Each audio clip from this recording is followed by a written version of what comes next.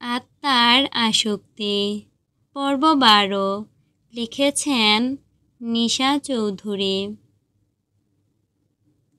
খুলনা শহরের ব্যস্ত রাস্তার উপর দিয়ে গাড়ি চলছে। জানালার কাচ খোলা। ভেতরে বসে আছে নিশা এবং মায়া। নিশার চুলগুলো হালকা বাতাসে এলোমেলো হয়ে উঠছে। মুখে স্পষ্ট উদ্বেগের ছাপ। চোখ দুটো থমথমে।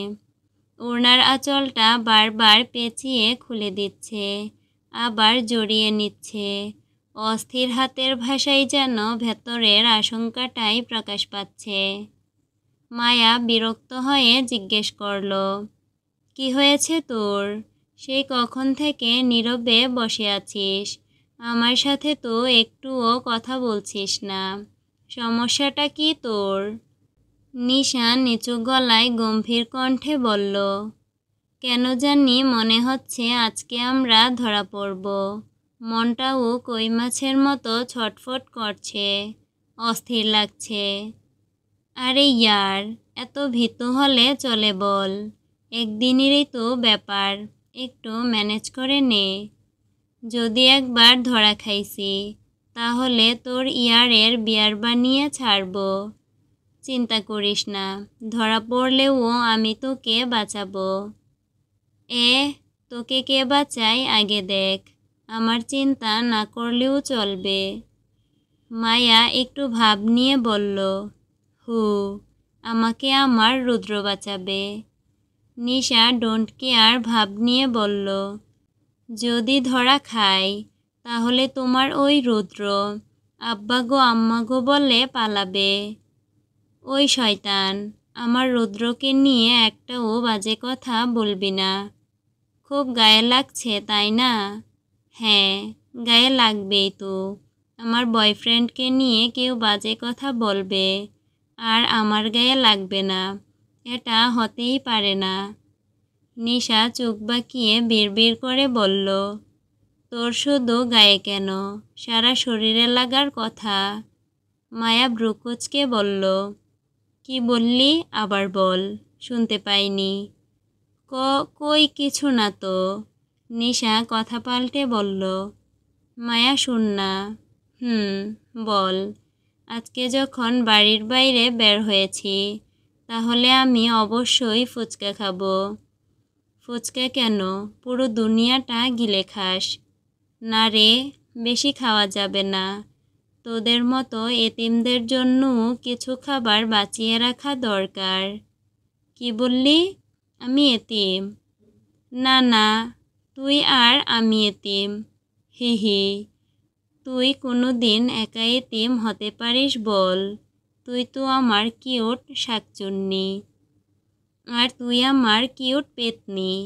উম্মা দোস্ত, গাড়িতে আছি বাল, তো কি হয়েছে? আমি কি তোর সাথে কোনো অবৈধ কাজ করেছি নাকি? নিশু, দুহাই লাগি চুপ কর। ঠিক আছে, রুদ্রর ফিউচার ওয়াইফ। অন্যদিকে আহির রেডি হয়ে গাড়ি নিয়ে দাঁড়িয়ে আছে।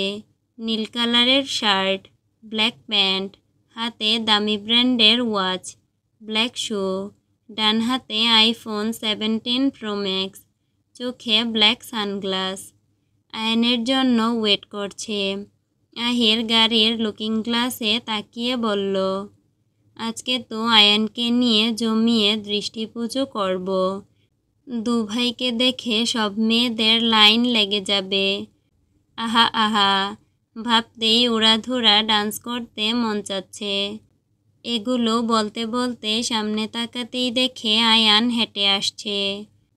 হোয়াইট কালারের শাইনি শার্ট, বুক পর্যন্ত 3টে বোতাম খোলা, আর সেই খোলা অংশ দিয়ে উকি দিচ্ছে তার উজ্জ্বল ত্বক আর হালকা চেস্ট বোন। শার্টের হাতা গুটিয়ে কনুই পর্যন্ত ফোল্ড করে রাখা, চুলগুলো ব্যাকব্রাশ করা, বাম হাতে ওয়াচ। আয়ান এসে আহিরের কাঁধে হাত রেখে বলল, কি লাগছে না আহিরের ভাই? আরে ভাই, তোকে তো পুরো ঝাক্কাস লাগছে। কি স্টাইল দিয়েছিস, আর হাতের ঘড়িটা তো পুরাই আগুন। তা কোন ব্র্যান্ডের? আয়ান বাম হাতের দিকে তাকিয়ে বলল, এডুমার্স পিউগেট রয়্যাল ওক, ইউরোপ থেকে আনিয়েছি। এত বড় লোক কবে হলি আয়ান? গতকাল থেকে। মজা করছিস আমার সাথে মনে হয়? ভাই, বাংলাদেশি টাকায় ঘড়িটার দাম কত হবে? ফালতু ঘড়ি বাংলাদেশি টাকায় বেশি না, মাত্র ৪৯,৬৮,০০০ টাকা। আহির মলিন কণ্ঠে বলল। আর আমি এই জামানায় এখনও আইফোন 17 প্রো ম্যাক্স ইউজ করি। আহির চুপ কর, গাড়ি রেডি তো, দেরি হয়ে যাচ্ছে। বলছি, মায়া আর নিশুকেও আমাদের সাথে নিয়ে গেলে ভালো হতো না? ওরা মনে হয় একসাথে বসে পড়াশোনা করছে। দুজনে যা ফাঁকিবাজ, তাতে আবার পড়াশোনা করবে। যাই হোক, তোর কথাই যেন সত্যি হয়। হবে হবে, গাড়ি রেডি তো। গাড়িও প্রস্তুত, আমিও প্রস্তুত, চল যাই। আহিরের কথায় আয়ান সাই দিয়ে গাড়িতে উঠতে যাবে। সেই মুহূর্তে আয়ানের ফোনটা বেজে ওঠে। আয়ান পকেট থেকে ফোন বের করে দেখল তার অ্যাসিস্ট্যান্ট কল দিয়েছে। আয়ান আহিরের দিকে তাকিয়ে বলল, 1 মিনিট, তুই দাঁড়া, আমি আসছি। এই বলে আয়ান একটু সাইডে গিয়ে দাঁড়ালো। ফোন রিসিভ করে বলল, বল রাফিন, আমি শুনছি। বস, আপনার একা বাইরে যাওয়া ঠিক মনে হচ্ছে না। যদি হামলা হয়? বনের সিংহকে কখনো ছোট্ট ইঁদুরের ভয় দেখাস না, না হলে হাসা ছাড়া আর কোনো উপায় থাকবে না। তা তো জানি স্যার, কিন্তু তারপরও নিজের সেফটির তো একটা ব্যাপার আছে। তাই বলছি আমরাও সাথে যাই আপনার। আয়ান চোয়াল শক্ত করে বলল, শালার বেটা নিজের প্যান্টের ভেতরে আরাম করে বসে থাকা মিড পয়েন্টের আগে সেফটি দে, না হলে এখনই গিয়ে একটা পাঞ্চ মেরে আসবো। না না বস, এতটা বেদনাদায়ক কষ্ট আমি সহ্য করতে পারবো না। ক্ষমা চাচ্ছি স্যার, আর এরকমটা বলবো না। আপনি পাঞ্চ মারলে যে আমার ভবিষ্যৎ অন্ধকার হয়ে যাবে, এই কথাটা যেন মনে থাকে, মাইন্ড ইট। বলেই কলটা কেটে দিল আয়ান। এরই মধ্যে আহির পেছন থেকে ডাক দিল, হয়েছে তোর? আর কতক্ষণ? আয়ান ফোন পকেটে গুজে বলল, এই তো আসছি। আয়ান গাড়ির ডোর খুলে দেখে আহির ড্রাইভিং সিটের পাশের সিটে বসেছে। আয়ান ভ্রু কুঁচকে বলল, হোয়াট হ্যাপেন ব্রাদার? গাড়ি কি আমি ড্রাইভ করব? আহির গাড়ির সিটে মাথা ঠেকিয়ে বলল, তুই থাকতে আমার কি প্রয়োজন? নাকি শরীরে শক্তি নেই? কোনটা? আয়ান বাঁকা হাসি দিয়ে বলল, শক্তির কথা বলছিস, তাও আবার আমার শরীরের। এবার তো শক্তি না, শক্তি আলট্রা প্রো ম্যাক্স কাকে বলে সেটা দেখিয়ে দিব। এই বলে গাড়ির ডোর খুলে সিটে বসল। এসিটা অন করেই গাড়ি স্টার্ট দিল। বাঁ হাত দিয়ে স্টিয়ারিং ঘোরাতেই গাড়ি চলল তার নিজ গন্তব্যের দিকে। সাদা রঙের গাড়ি এসে থামল শহীদ হাদিস পার্কের গেটে। বজলু মিয়া গাড়ির ডোর খুলে দিলেন। নিশা এবং মায়া গাড়ি থেকে নামল। মায়া হাত দিয়ে হালকা পরশে চুলের গাজরাটা গেঁথে নিল। নিশা পার্কের গেটের পাশে থাকা সাদা পিলারের উপর তাকিয়ে দেখল দক্ষিণা লেখা, অর্থাৎ দক্ষিণা গেটে নেমেছে। নিশা একবার মায়ার দিকে তাকালো। মায়ার মুখে মিষ্টি হাসি বিচরণ করছে, তা দেখে নিশাও হাসল। তারপর বজলু মিয়াকে বলল, আঙ্কেল, আপনি প্লিজ বাড়ির কাউকে বলবেন না আমরা এখানে এসেছি। এটা আমার অনুরোধ রইল। আর যাওয়ার সময় আমরা একাই চলে যাব, আপনার কষ্ট করে আসতে হবে না। আপামনি, আপনি চিন্তা কইরেন না, আমি একথা কাউকে বলবো না। কিন্তু আপনারা একা যাইতে পারবেন? আপনারা না হয় ভিতরে যান, আমি বাইরে দাঁড়িয়ে আছি। না আঙ্কেল, আপনাকে কষ্ট করে দাঁড়িয়ে থাকতে হবে না, আপনি চলে যান। তারপর নিশা আর মায়া কিছু একটা বুঝিয়ে বজলু মিয়াকে পাঠিয়ে দিল। মায়া নিশার হাত ধরে বলল, অবশেষে আমরা আমাদের গন্তব্যে পৌঁছে গেছি। তাহলে আর দেরি কিসের? চল নিশু, ভেতরে যাওয়া যাক। নিশা এবার পার্কের ভেতরের দিকে তাকালো। তারপর একটা দীর্ঘ নিঃশ্বাস ফেলে কালো গেট দিয়ে পার্কের ভেতরে প্রবেশ করলো। প্রথমেই চোখে পড়ল বিশাল ওয়ার্কওয়ে, অর্থাৎ টাইলস বিছানো রাস্তা, নগর ভবন, ডান পাশে বিশাল বড় বড় গাছ, পানির ঝর্ণা। পার্কে মূলত দুটো শহীদ মিনার, বড় একটা শহীদ মিনার এবং ছোট দক্ষিণা গেটের ডান পাশে অবস্থিত। বেশ দূরে একটি বসার জায়গা, দেখতে যেন ব্যাঙের ছাতার মতো। সিঁড়ি দিয়ে উপরে উঠতে হয়। চারদিকে অনেক লোক, সবুজ ঘাসের উপর দিয়ে বাচ্চারা দৌড়াচ্ছে আর খেলছে। তা দেখে নিশা খপ করে মায়ার হাত চেপে ধরে বলল, দোস্ত, আমারও ওদের সাথে দৌড়াতে ইচ্ছে করছে। মায়া রাগী লোকে বলল, নিশু চুপ কর, এটা পাবলিক প্লেস। এখানে একটা হাঁচি দেওয়া মানেও মানসম্মান বিসর্জন দেওয়া। একদম শান্ত হয়ে দাঁড়িয়ে থাক। নিশা 24 পাটি দাঁত বের করে ঝাঁঝালো কণ্ঠে বলল, আর নিজে যে পরপুরুষের সাথে দেখা করতে এসেছে, তার সাথে সময় কাটাতে এসেছে, এটা মনে হয় খুব সম্মানের কাজ। ওয়াও, তোমাকে তো হিরো আলমের হাত দিয়ে পুরস্কৃত করা দরকার। নিশা, ই রাগ করো না ময়না পাখি, বাল সরবি সামনে থেকে।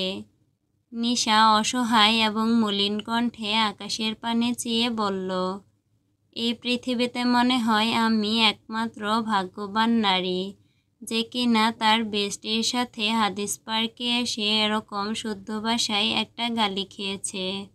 এরই মাঝে মায়ার ফোন বেজে উঠল। দেখল রুদ্র ফোন করেছে। মায়া কলটা রিসিভ করতেই, জান, তুমি কোথায়? এই তো আমি পার্কে দাঁড়িয়ে আছি। কোন জায়গায়? দক্ষিণা গেটের সামনে। ওয়েট জান, আমি আসছি। ওকে, তাড়াতাড়ি এসো। মায়া ফোনটা কেটেই নিশার দিকে তাকিয়ে দেখল নিশা হাঁ করে অন্যদিকে তাকিয়ে আছে।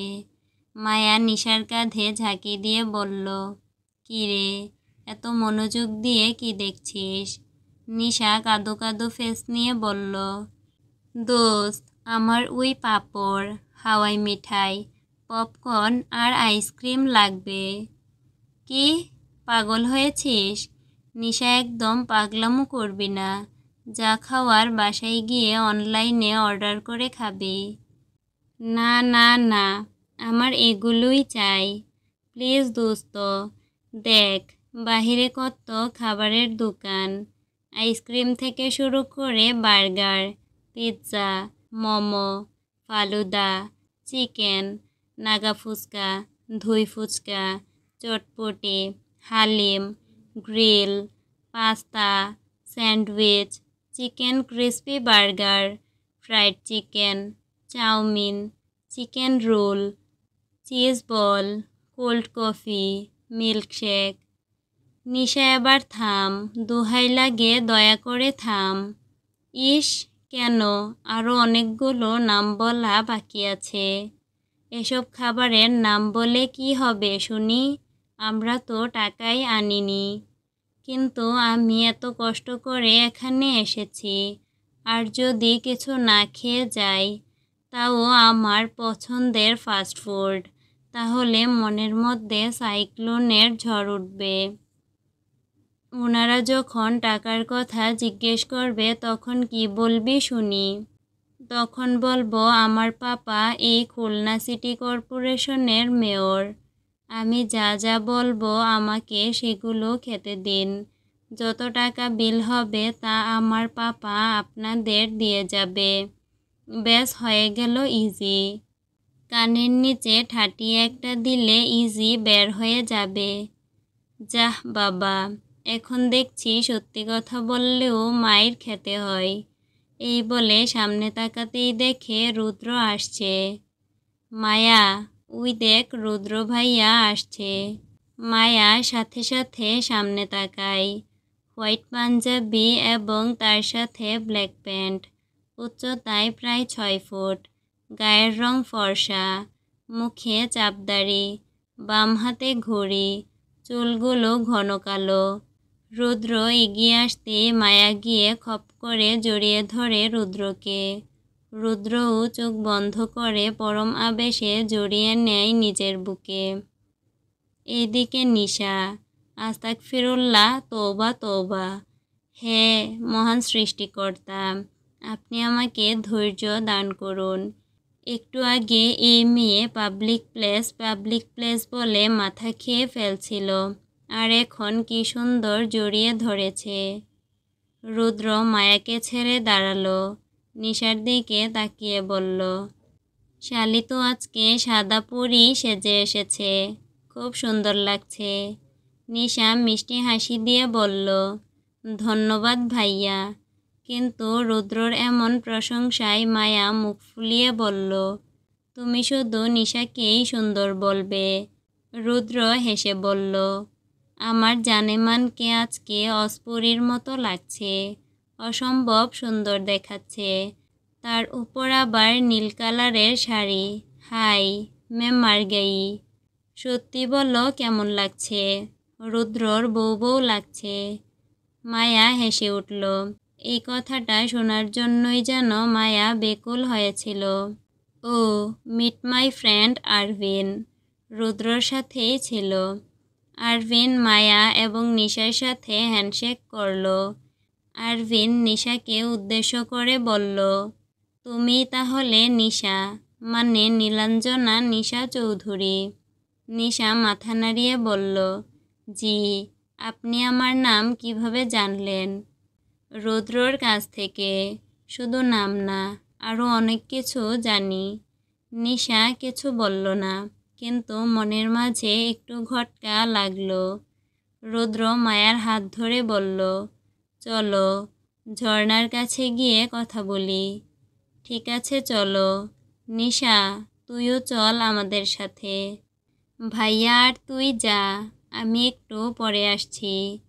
তুই একা কোথায় যাবি? আরে এখানেই আছি, তোরা একটু আলাদা সময় কাটা। পাকা বুড়ি হয়েছ তুমি, একা একা যাওয়া যাবে না, আমাদের সাথে চলো। তখনই আরভিন বলে উঠল, ভাবি, যদি কিছু মনে না করেন তাহলে আমি নিশার সাথে যাই। মায়া কিছু বলার আগেই রুদ্র বলল, ঠিক আছে, তুই যা নিশার সাথে, দেখে রাখিস আমার শালিকে।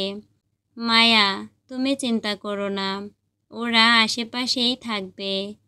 মায়াও রুদ্রর কথায় ভরসা পেয়ে আর কিছু বলল না। মায়াও রাজি হয়ে চলে গেল। রুদ্র আর মায়া একে অপরের হাত ধরে হাঁটা শুরু করলো, আর নিশাও আরভিন চলল অন্য পথে। গোধূলি গেটের সামনে এসে থামল একটি ব্ল্যাক গাড়ি। ডোর খুলে বের হলো আয়ান এবং আহির। আয়ান পার্কটাকে একবার পর্যবেক্ষণ করল। আহির এসে আয়ানের পাশে দাঁড়িয়ে বলল, এটাই শহীদ হাদিস পার্ক। খুলনার অন্যতম প্রাণকেন্দ্র বলা হয় এই পার্কটাকে। বেশ সুন্দর, চল ভেতরে যাই। এই বলে আয়ান এবং আহির ভেতরে প্রবেশ করল। শহীদ মিনারের সামনে দাঁড়িয়ে আছে আয়ান। ডান দিকে আর বাম দিকে একবার তাকালো। আহিরের কথায় মাথা নাড়ল আয়ান। পা বাড়িয়ে সামনের দিকে এগিয়ে যাবে, ঠিক তখনই হঠাৎ ঝড়ের মতো একদল মেয়ে তার দিকে ছুটে এলো। ছুটে এলো বললে ভুল হবে। মুহূর্তের মধ্যেই তারা আয়ানকে চতুর্দিক থেকে ঘিরে ফেলল, যেন বহুদিনের কাঙ্ক্ষিত স্বপ্ন বাস্তবে ধরা দিয়েছে তাদের সামনে। আপনি রকস্টার আয়ান না? আমরা আপনার ভীষণ বড় ফ্যান। মেয়েগুলোর উত্তেজনায় ভরা চোখে তাকিয়ে থাকা দেখে আয়ান খানিকটা থমকে গেল। মুখের এক চিলতে সৌজন্যের হাসি টেনে বলল, বাংলাদেশি ভক্তদের এত ভালোবাসা দেখে সত্যি খুব ভালো লাগছে। ওদের মধ্য থেকে একটি মেয়ে খানিকটা এগিয়ে এসে ঠিক আয়ানের মুখোমুখি দাঁড়ালো। কণ্ঠে একরাশ সাহস আর কৌতূহল নিয়ে বলল, এই যে রকস্টার আয়ান, আমাকে কি একটা অটোগ্রাফ দিবেন? আয়ান কিছুটা কণ্ঠ নিচু করে একরকম হাস্যরস মিলিয়ে জবাব দিল, অবশ্যই, কেন নয়। মেয়েটি হাসি মুখে ব্যাগ থেকে একটি কলম বের করল এবং নিজের ডান হাতটা বাড়িয়ে দিল আয়ানের দিকে। চুপচাপ মুহূর্তখানিক যেন একটু দীর্ঘতর হয়ে গেল। আয়ান ধীরে ধীরে তীক্ষ্ণ দৃষ্টিতে তাকালো মেয়েটির হাতের দিকে। তারপর সেই দৃষ্টি উঠে গেল মেয়েটির চোখে। ঠোঁটে হালকা বাঁকা হাসি নিয়ে বলল, তোমার হাতে আমি অটোগ্রাফ দিব? দিন না রকস্টার।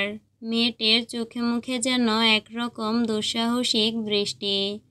আয়ান প্রথমে মেয়েটিকে অটোগ্রাফ দিতে চায়নি, কিন্তু পাশ থেকে আহিরের মৃদু ইঙ্গিত পেয়ে শেষমেশ মেয়েটির হাতে কলম ছুঁয়ে দিল নিজের অটোগ্রাফ। তারপর একে একে আরও অনেক ভক্ত এগিয়ে দিল তাদের হাত, তাদের হাসি মুখ, অনেক অনুরোধ। কেউ ছবি তুলছে, কেউ অটোগ্রাফ নিচ্ছে, কেউ বা রকস্টারের সঙ্গে 2 মিনিট কথা বলার সুযোগ খুঁজছে। পার্কের একটা অংশ যেন মুহূর্তেই উৎসবের রূপ নিয়েছে। ভিড়টা যেন মুহূর্তেই ঢেউয়ের মতো বিস্তার লাভ করছিল চারপাশে। এইদিকে মায়া আর রুদ্র বসে আছে একটি গাছের নিচে বেঞ্চের উপরে। মায়া রুদ্রর বাহু জড়িয়ে কাঁধে হেলান দিয়ে বসে আছে। থমথমে পরিবেশ। বেঞ্চটিতে রুদ্র আর মায়া দুজনই একা। হয়তো তাদের ভালোবাসা দেখে অন্যরা আর এগিয়ে আসেনি। মায়া ধীর কণ্ঠে বলল, রুদ্র, তুমি সত্যিই ভালোবাসো তো আমাকে? কোনো সন্দেহ আছে নাকি? মায়া একটুখানি নিঃশ্বাস ফেলে বলল, না, ঠিক তা নয়। তবে জানো, অনেকেই বলে মেয়েরা নাকি ভালোবেসে ঠকে। আর আমার ভয় হয় যদি কোনো দিন তোমাকে আমি হারিয়ে ফেলি। রুদ্র ধীরে ধীরে মায়ার গালে হাত রেখে বলল, তোমার রুদ্র তোমারই থাকবে, একান্তই মায়ার হয়ে থাকবে সারা জীবন। মায়ার ঠোঁটে ফুটে উঠল এক নরম প্রশান্তির হাসি। চোখে জল চিকচিক করছিল, কিন্তু সেটাও ছিল একরকম ভালোবাসার আলো। আমাকে কখনো ছেড়ে যাবে না তো রুদ্র? পৃথিবী উল্টে গেলেও এই রুদ্র তোমাকে ছেড়ে যাবে না। আমি ভালোবেসেছি তোমাকে আপন করে নেওয়ার জন্য, ছেড়ে যাওয়ার জন্য নয় মায়াবিনী। রুদ্রর বলা প্রতিটি শব্দ, প্রতিটি কথা মায়ার হৃদয়ে গেঁথে গেল। মায়া ধীরে ধীরে চোখ বন্ধ করল। তার ঠোঁটে ফুটে উঠল শান্তির ছায়া মিশ্রিত এক নিঃশব্দ হাসি। তারপর চোখ মেলে রুদ্রের দিকে তাকিয়ে মায়া মৃদু কণ্ঠে বলল, তাহলে আমিও প্রতিশ্রুতি দিচ্ছি রুদ্র, যদি কোনো দিন অন্ধকার এসে আমাদের ঘিরেও ফেলে, আমি আলো হয়ে পাশে দাঁড়াবো। তোমাকে ছেড়ে যাওয়া আমার হাতে নেই। তুমি শুধু বলো, এই পথটা আমরা একসাথে হাঁটতে পারবো তো? রুদ্র মায়ার কপালে এক নীরব চুমু এঁকে দিল। কথার দরকার পড়ল না। তারা চোখে চোখ রেখে সব কথাই বলে ফেলল। নিশা আর আরভিন পার্কের অন্য সাইডে একটি ফুলবাগানের দিক দিয়ে হাঁটছে। তেমন কিছু বলছে না, একদম চুপচাপ। আরভিন একটু কাশি দিয়ে বলল, অনেকক্ষণ তো হয়ে গেল, কোনো কথা বলছো না যে? আনইজি ফিল হচ্ছে নাকি? না, তেমন নয়। আসলে সন্ধে হয়ে গিয়েছে তো, আর বাসায় না জানিয়ে এসেছি, তাই একটু ভয় লাগছে। রুদ্রর কথা তোমার ফ্যামিলিতে কেউ জানে না? না, যদি সবাই জেনে ফেলে তাহলে মায়াকে অনেক বকা দিবে। তাহলে তো আজকে অনেক বড় একটা দুঃসাহসিকতার কাজ করে ফেলেছ। যা হওয়ার হয়ে গিয়েছে, ওটা নিয়ে আর ভাবছি না।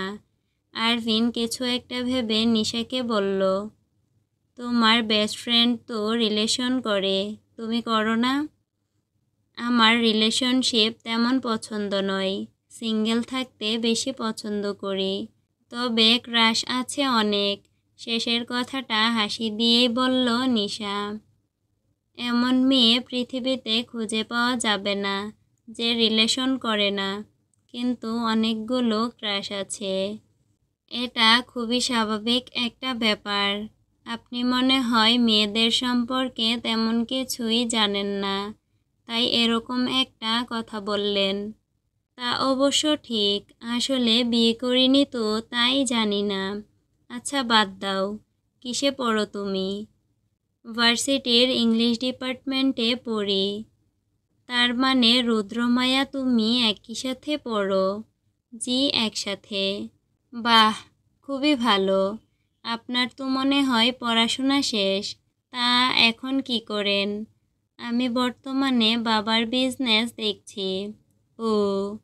হঠাৎই আরভিনের চোখে পড়ে বাগানের ভেতরে লালচে আলোয় ভিজে থাকা একটা টকটকে লাল গোলাপ। সে একটু থেমে বলল, নিশা, 1 মিনিট দাঁড়াও, আমি এখনই আসছি। বলেই আরভিন বাগানের দিকে এগিয়ে গেল। গাছের ঢাল থেকে ফুলটা তুলে নিয়ে ফিরে এলো। তারপর এক ঝলক হাসি এনে বলল, এই সুন্দর ফুলটা তোমার জন্য সুন্দরী। বলেই হাতটা বাড়িয়ে দিল। নিশা এক মুহূর্তের জন্য হতবাক হয়ে তাকিয়ে রইল আরভিনের দিকে। চোখে যেন এক অজানা কৌতূহল আর অজস্র প্রশ্ন। নিশা, ফুলটা নাও, এটা আমি শুধু তোমার জন্য এনেছি। নিশার আঙ্গুল কাঁপছে, যেন হৃদয়ের ভেতর থেকে ধরা পড়ে যাচ্ছে কোনো লুকানো বেকুলতা। ধীরে ধীরে নিশা বাড়িয়ে দিল হাত। আরভিনের দেয়া টকটকে লাল গোলাপটি তুলে নিল নিঃশব্দে। এক মুহূর্ত থমকে থাকলো তার চোখ। টকটকে লাল গোলাপ ফুল দেখে ঠোঁটের কোণে হাসি ফুটে উঠল নিশার। আরভিন স্তব্ধ হয়ে তাকিয়ে রইল নিশার মুখের দিকে। নিজের অভিভূত কণ্ঠ সামলাতে না পেরে নরম স্বরে বলল, তোমার হাসিটা ফুলের থেকেও বেশি দামি নিশা। নিশা আরভিনের চোখের দিকে তাকালো, মৃদু কণ্ঠে বলল, এবার কিন্তু একটু বেশি হয়ে যাচ্ছে। হলে হতে দাও, বাধা দিও না।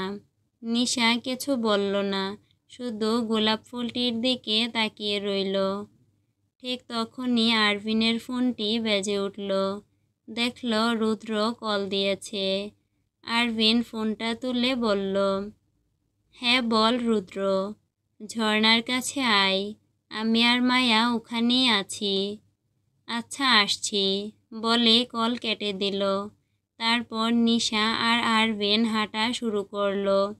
উদ্দেশ্য ঝর্ণার কাছে যাওয়া। এত ভালোবাসার ফ্যানদের ভিড় অতিক্রম করে অবশেষে আয়ান এবং আহির বের হলো। আহির তো পুরো হাঁপিয়ে উঠেছে। আমার ঘাট হয়েছে তোকে নিয়ে পার্কে আসা। আগে যদি জানতাম তোর ভক্ত এত, তাহলে আগেই এখান থেকে পালাতাম। আয়ান চুলগুলো ঠিক করে বলল, এত তাড়াতাড়ি এনার্জি শেষ হলে চলবে ব্রো? রাখ তোর এনার্জি, শহীদ মিনারের সামনে থেকে তাড়াতাড়ি এই দিকে চল। চল, ওই ঝর্ণার দিকটাই যাই। দুজনেই পা বাড়ালো। চারপাশে ভক্তদের সেলফির ডাক, চোখের ঝিলিক আর ভিড়ের সুরগুলে ভেসে যাচ্ছিল সবকিছু। কিন্তু আয়ান এবং আহির হাঁটছিল। পার্কের ঠিক মধ্যখানে ছিল পানির ঝর্ণা। উঁচু দিক থেকে ছুটে আসা জলধারার শব্দে চারপাশ যেন স্নিগ্ধ সুরে ভরে উঠেছে। নিচে পানির ফেনিল তরঙ্গের ভেতর দিয়ে লাইটিংয়ের নানা রঙের আলো ঝলমল করে উঠছে। সেই আলোয় দেখা যাচ্ছে 4 জন ব্যক্তির মুখশ্রী। রুদ্র, মায়া, আরভিন আর নিশা সবাই দাঁড়িয়ে কথা বলছে। রুদ্র মায়াকে জড়িয়ে ধরে আছে, আর নিশা আরভিনও কিছুটা কাছাকাছি দাঁড়িয়ে আছে। তারাও একে অপরের সাথে কথা বলছে। মায়া রুদ্রর বুকে মুখ লুকিয়ে নিজেকে আরও আঁকড়ে ধরল আর বলল, মন চায় এভাবেই সারা জীবন তোমার বুকের মাঝখানে চুপটি করে থাকি। রুদ্র মৃদু হেসে কণ্ঠে অটুট আশ্বাসের উষ্ণতা মিশিয়ে বলল, থেকে যাও, আমার এই হৃদয়টা শুধুই আমার মায়াবিনীর জন্য। মায়া হেসে উঠল। সেই হাসি যেন কোনো স্বপ্নপুরীর পরম সুখে ভরা এক শাশ্বত মুহূর্ত, যা শুধু রুদ্রের জন্যই সৃষ্টি হয়েছে। আরভিন ধীরে ধীরে হাত বাড়িয়ে নিশার হাতের উপর নিজের হাত রাখল। তার স্পর্শে এক অদ্ভুত উষ্ণতা মিশে আছে, যেন নীরবে বলে দিচ্ছে, তুমি আছো, তাই পৃথিবী সম্পূর্ণ। কিছুক্ষণ আরভিনের দৃষ্টি নিশার মুখশ্রীতে নিবদ্ধ থাকল। তারপর গভীর স্নিগ্ধ কণ্ঠে বলল, আজকের দিনটা আমার জীবনের সবথেকে সুন্দরতম দিন, কারণ আজ আমি তোমাকে পাশে পেয়েছি। এটাই আমার কাছে সব কিছুর চেয়ে মূল্যবান। নিশা মৃদু হাসি দিল। সেই হাসি ছিল স্বস্তি, ছিল হালকা মুক্তির শ্বাস। আমারও আজ খুব ভালো লাগছে, যেন নিজেকে অবশেষে মুক্ত, স্বাধীন এবং সীমাহীন মনে হচ্ছে। অন্যদিকে আয়ান আহির ঝর্ণার ঠিক অপর পাশে দাঁড়িয়ে আছে। আশপাশ দেখছে আয়ান। আহির নিজের ফোনে কি যেন খুঁটিয়ে খুঁটিয়ে দেখছিল। আঙুলের নড়াচড়া আর মুখের একাগ্রতা বলে দিচ্ছিল সেজন্য অন্য এক জগতে ডুবে আছে। এদিকে আয়ান ধীরে ধীরে প্যান্টের পকেট থেকে নিজের ফোন বের করল। ঝর্ণার ঝলমলে দৃশ্য বন্দি করবে বলে ক্যামেরা অ্যাপস চালু করল। লেন্স ঠিক করে তাক করল ঝর্ণার দিকে। পানির ধারা লাইটিংয়ের রঙে রঙিন হয়ে নেমে আসছে। কিন্তু ছবি তোলার ঠিক মুহূর্তে আয়ানের আঙ্গুল স্থির হয়ে গেল। থমকে গেল আয়ান। ধুক করে উঠল আয়ানের হৃদয়। সাথে সাথে ফোনটা নামিয়ে নিল সে। আয়ান নিজের মনে চাপা স্বরে ফিসফিস করে বলল, না, এটা কি আমার মনের ভুল? কিন্তু আমার মন বলছে আমি এখানে নিশা আর মায়াকে দেখছি। আয়ানের চোখ হঠাৎ তীক্ষ্ণ হয়ে উঠল। ঝর্ণার উপারের অন্ধকার আলো মিশ্রিত প্রান্তে দৃষ্টি নিবদ্ধ করল, যেন চোখের ভিতর দিয়ে সব পর্দা ভেদ করতে চাইছে। কিন্তু ঠিক তখনই যেন ভাগ্য তার সাথে রূঢ় খেলা খেলল। হঠাৎই অনেক লোকের ভিড় জমে গেল সামনে। দৃশ্যটা মিলিয়ে গেল শূন্যতায়। ওরা এই রাত্রে পার্কে কি করবে, আর বাসা থেকে বা কি করে বের হবে? আর যাই হোক, ওদের এত সাহস নেই যে একা একা বের হবে। কিন্তু আমার যে মনে হলো আমি ওখানে ওদের দেখেছি। নাকি চোখের ভুল? আয়ান জোর গলায় মনে মনে বলল, না, আয়ান চৌধুরীর দৃষ্টি কখনো ভুল হতে পারে না। আয়ানের চোখ যেন বাজ পাখির মতো, একবার যা দেখে তা আর ভুল প্রমাণিত হতে পারে না। রাতের অন্ধকার, মানুষের ভিড় কিংবা আলো ছায়ার অজুহাত কিছুই আয়ানের তীক্ষ্ণ নজরকে ফাঁকি দিতে পারে না। আয়ান যা দেখেছে তা সত্য। আয়ান হঠাৎ আহিরকে ডাকল। আহির ফোনে কিছু একটা মনোযোগ দিয়ে দেখছিল। আয়ানের ডাক পড়তেই ফোনের স্ক্রিন থেকে চোখ তুলে তাকিয়ে হালকা ভঙ্গিতে বলল, ঘোরা তো হয়ে গেছে, এবার চল বাসায় যাই। আয়ান ঠোঁটে হালকা হাসি টেনে ধীর কণ্ঠে উত্তর দিল, বাসায় তো যাব, তবে তার আগে একটা মিশন কমপ্লিট করে নিতে হবে। আহির ব্রুকুচকে কৌতূহলী দৃষ্টিতে তাকালো। এ পার্কে আবার তুই কি মিশন কমপ্লিট করবি? আয়ানের কণ্ঠ হঠাৎ গম্ভীর হয়ে উঠল, চোখে এক অদ্ভুত দীপ্তি। আমি যদি বলি এই পার্কেই এখন নিশা আর মায়া আছে? আহির হেসে মাথা নাড়ল। ওরা জীবনে বাড়ি থেকে বের হতে পারবে না, পার্কে আসা তো দূরে থাক। আয়ান ধীর অথচ দৃঢ় কণ্ঠে বলল, আমিও প্রথমে তাই ভেবেছিলাম, কিন্তু ওরা এই পার্কেই আছে, আমাদের চোখের সামনেই। আয়ানের দৃঢ় উচ্চারণে আহিরের মুখ থেকে হাসি মিলিয়ে গেল। সে চারপাশে তাকালো, কিন্তু ভিড় আর অন্ধকারের মাঝে কাউকে দেখতে পেল না। আয়ান, এটা চোখের ভুলও হতে পারে, ওরা এখানে নেই। আয়ান থেমে এক পা এগিয়ে এসে তাকালো সরাসরি আহিরের চোখে, কণ্ঠটা যেন শীতল ইস্পাত। আয়ানের নিশানা, কখনো ভুল হয় না, চল গিয়ে দেখি। কথা শেষ করে আয়ান ধীরে হিসেবে পদক্ষেপে সামনে এগোতে থাকে। আহিরও কোনো উপায় না দেখে নিঃশব্দে অনুসরণ করতে লাগলো। দুজনের ছায়া ধীরে ধীরে মিশে গেল পার্কের অন্ধকার পথে। রুদ্র, মায়া, নিশা আর অর্ভিন সবাই পেছন ফিরে কথা বলছিল বললে ভুল হবে, হেসে হেসে কথা বলছিল।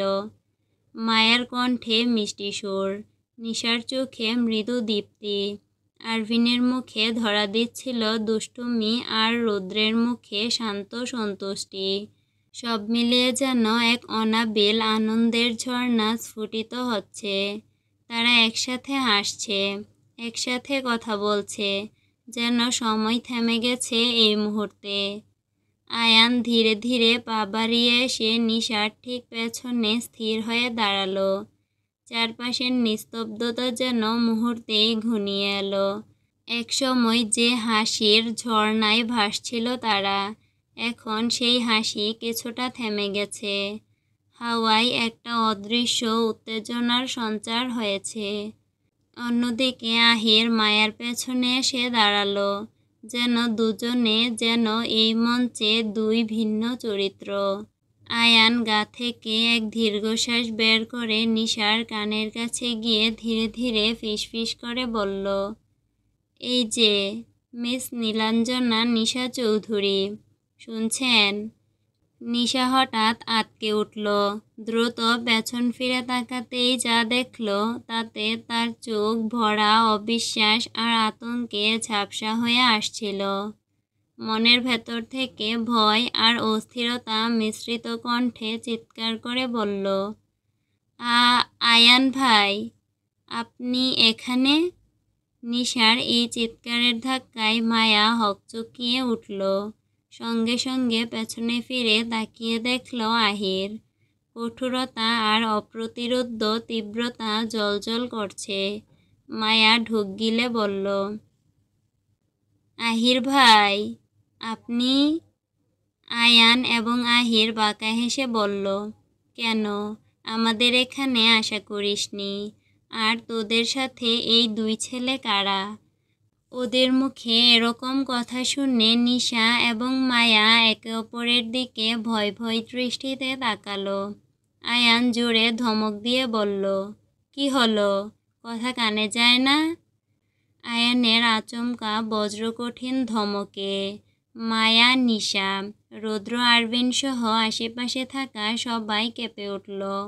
নিশা অস্পষ্ট এবং ভয় ভয় স্বরে বলল, আয়ান ভাই, আমি ভুল করে এখানে এসে পড়েছি, আমি তো রুমে ঘুমাচ্ছিলাম। আমরাও ভেবেছিলাম তুই আর মায়া একসাথে বসে পড়াশোনা করছিস, কিন্তু না, তোরা তো পার্কে প্রেম করে বেড়াচ্ছিস। নিশা কিছুই বলার সাহস পেল না। অন্যদিকে আহির মায়ার হাত টেনে নিজের কাছাকাছি এনে বলল, মায়া, বল এটা তুই না অন্য কেউ? তুই অন্য কারোর জন্য শাড়ি পরতে পারিস না, আমাকে ভুল প্রমাণিত কর মায়া। মায়া নিশ্চুপ হয়ে কথা বলছে না।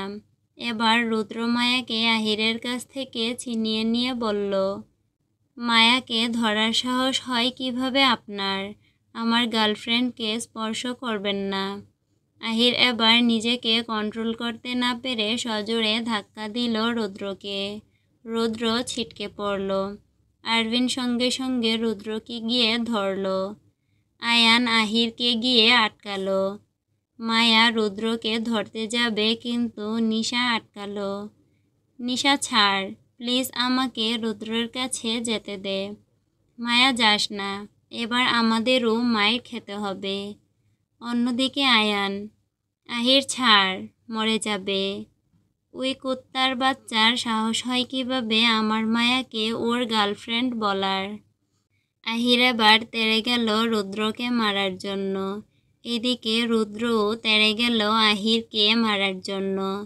আয়ান রুদ্রকে আটকাচ্ছে, আরভিন রুদ্রকে আটকাচ্ছে, আর নিশা মায়াকে আটকাচ্ছে। আশেপাশে সবাই দৃশ্যগুলো দেখছে, কিন্তু কেউই এগিয়ে আসছে না। প্রায় অনেকক্ষণ পর দুজনকে শান্ত করা গেল। এখন সবাই বসে আছে একটি ফাঁকা জায়গায়। এটাও পার্কের মধ্যে। সিঁড়ি দিয়ে উপরে উঠতে হয় এবং তার উপর দিয়ে প্রায় পার্কের অর্ধেক ভিউ দেখা যায়। নিশা আর মায়া জড়সড় হয়ে বসে আছে। মায়ার চোখে পানি। তাদের সামনে কঠোর দৃষ্টিতে তাকিয়ে আছে আয়ান এবং আহির। অন্য সাইডে বসিয়েছে রুদ্র আর আরভিনকে। আয়ান রাগী কণ্ঠে জিজ্ঞেস করল নিশাকে, ওই ছেলেটাকে যার হাত ধরে তুই দাঁড়িয়েছিলি? নিশা কাঁপা কাঁপা কণ্ঠে বলল, ওর নাম আরভিন, রুদ্র ভাইয়ার ফ্রেন্ড। আমি ওকে চিনি না, আজকেই প্রথম দেখলাম। আয়ান নিশার বাম হাতে শক্ত করে চেপে ধরে বলল, প্রথম দেখাতেই অন্য ছেলের হাত ধরে ঘুরে বেড়াতে খুব ভালো লাগে তোর, তাই না?